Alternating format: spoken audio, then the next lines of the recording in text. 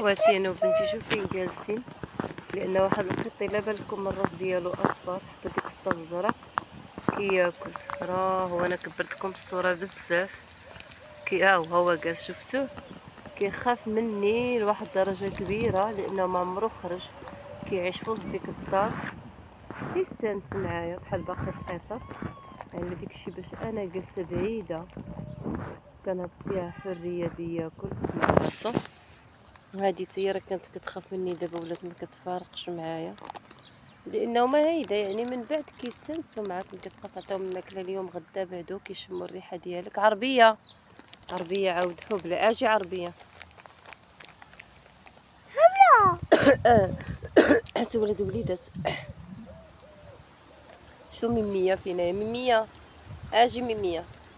هادي ماشي ميمية اللي عطينا الحنان، هادي ميمية اللي في كندا. ميمية شو على من كتفتش؟ ما عرفتش على من كتفتش في ديك الشجره. ميمية عربيه عربيه كيعجبها تصطاد اخواتي.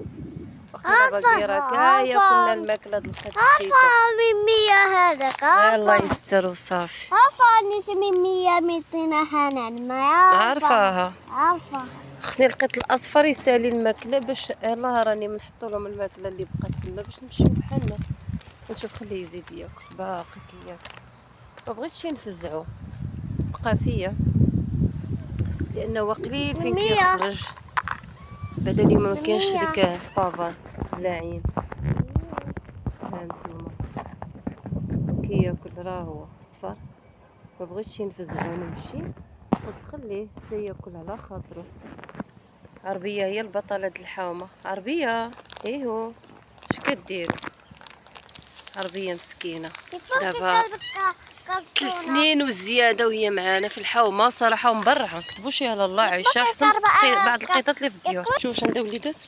ميمية بنتي كاع ما تزوجات ما ولدت، ما عرف مالوش ما كتولدش. بدك تكون ذكر وانا كنقولها ميمية لا لا انت. عربيه بنتي كتقلب على الكرتونه باش تولد وليداتها. ان شاء الله غادي نعملوا لها الكريطنا وغادي تولد في الباب السلطان وبحال دائما، وغادي يكبروا لها الوليدات.